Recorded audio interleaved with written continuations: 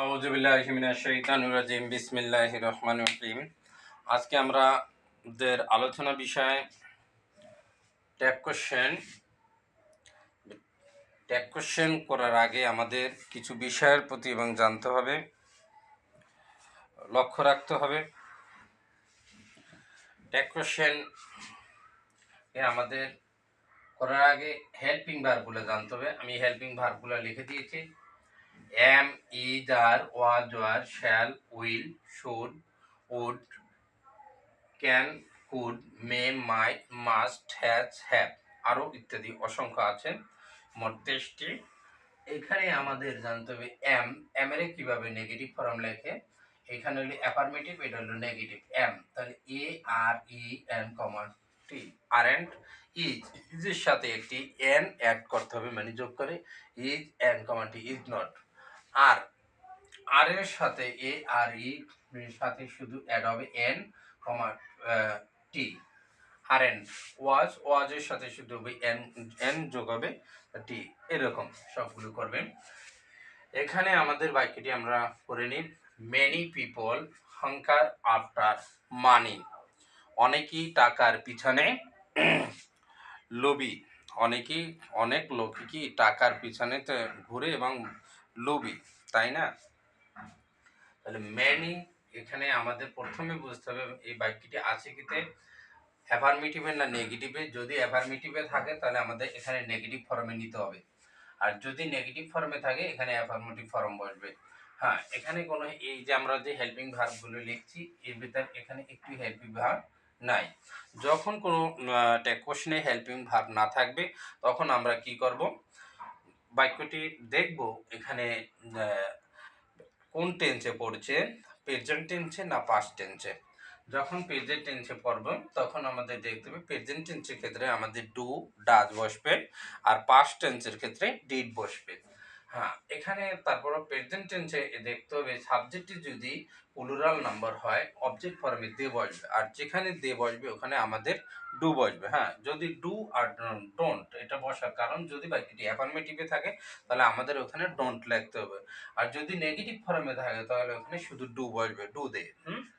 আর does বসবে third person singular number হলে does বসবে।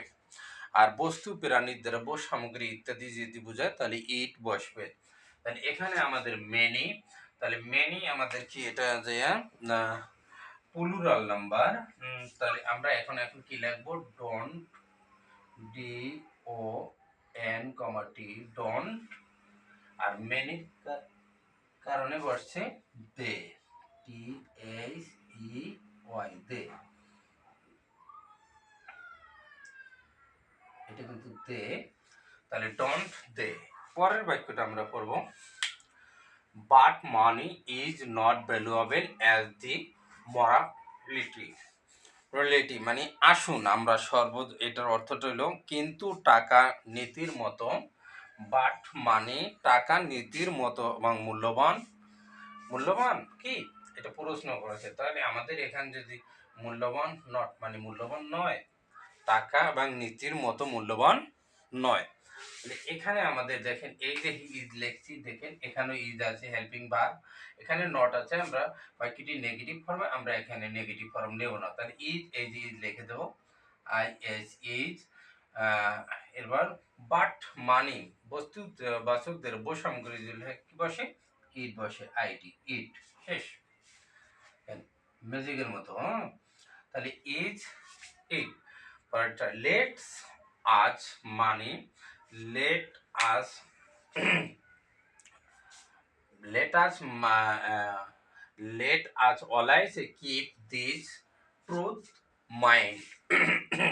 এটার অর্থটা কি, আসুন আমরা সর্বদা এই সত্যটি মনে রাখি। আসুন আমরা সর্বদা এই সত্যটি মনে রাখি। তাই লেট দ্বারা শুরু হলে ট্রান্সলেশনে কি বসে, শ্যাল উই, এটা মনে রাখবেন। লেট আজ, লেট এরকম যদি থাকে তাহলে কি, যদি লেট হিম থাকে তখন ওই ক্ষেত্রে উইল ইউ বসবে। আর 99% লেট আস বা লিট ই থাকে এক্ষেত্রে কি বসবে, শ্যাল উই। তাহলে আমরা এখানে লিখে দিচ্ছি shall, S H A double L, shall we, shall we. এরপরে দেওয়া আছে ডি নম্বরে money can hardly bring happiness, টাকাই সুখ আনতে পারে না, টাকাই সুখ আনতে পারে না। এটা ইউনিভার্সাল ট্রুথ, কিন্তু টাকা আসলেই মানুষের সুখ আনতে পারে না। তাহলে এখানে হেল্পিং ভার্ব এই যে ক্যান, আমি আন্ডারলাইন করে রাখছি, ক্যান আছে, হার্ডলি মানে নেগেটিভ ফর্ম, এখানে এই জন্য নেগেটিভ ফর্ম এখানে যাবে না। তাহলে আমাদের প্রশ্নবোধক চিহ্নটা হলো, এখন ক্যান আমরা ক্যান বসাই দেবো, সি এ এন ক্যান। আর মানি, মানি কি বস্তু বসক, তাহলে ইট বসবে, দেখেন আই টি, ইট হয়ে গেল। এরপরে আমাদের খেয়াল রাখতে হবে যে এখানে যদি আমাদের যদি মানি বা সাবজেক্টিভ প্লুরাল নাম্বার হতো তাহলে এক্ষেত্রে দে বসে দিত। এর পরেরটা হলো ছো উই শুড, এই শুড কিন্তু helping verb, never have a great for money. তাহলে আমাদের কখনোই কখনোই কি টাকার এবং লোভ পড়তে মানে তাহলে আমাদের কখনো এবং টাকার প্রতি লোভ করা উচিত নয়। হ্যাঁ, উচিত শুড মানে শুড থেকে উচিত নয়। হ্যাঁ, তাহলে কি করব, আমাদের এখানে হেল্পিং ভার্বকে শুড আমরা শুড লিখে দেব, S H O U L D, should.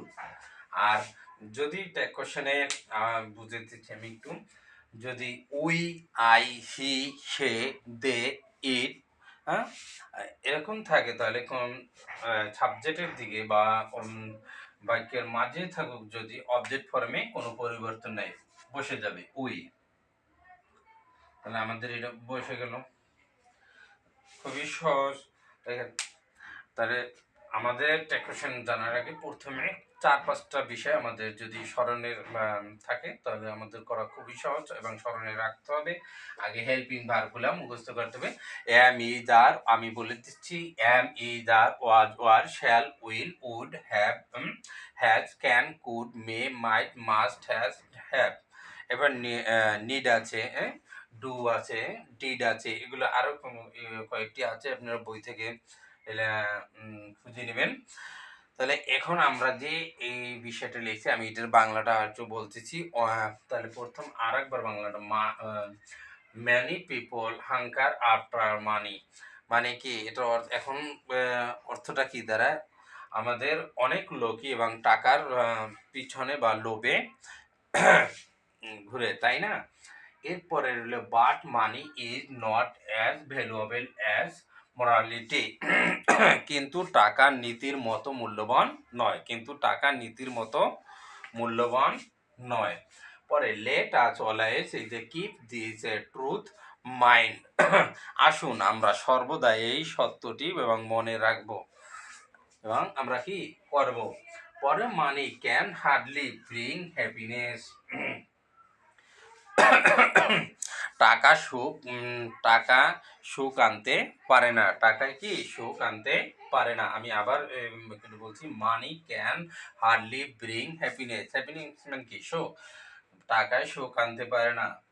পরের হলে so we should never have great for money, তাহলে আমাদের কখনো টাকার প্রতি লোভ করা উচিত নয়, তাই না। তাহলে আমাদের কখনো এবং টাকার প্রতি লোভ করা উচিত নয়।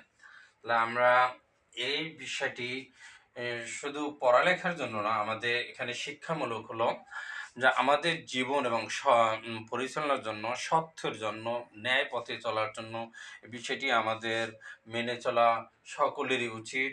ধন্যবাদ এবং আমাদের সাথে থাকবেন, আমার আইডিটি ফলো করে রাখবেন এবং নবম ও দশম শ্রেণীর গণিত ও বাংলা ক্লাস এবং English second part first part বিষয়ে আমরা দিয়ে থাকবো।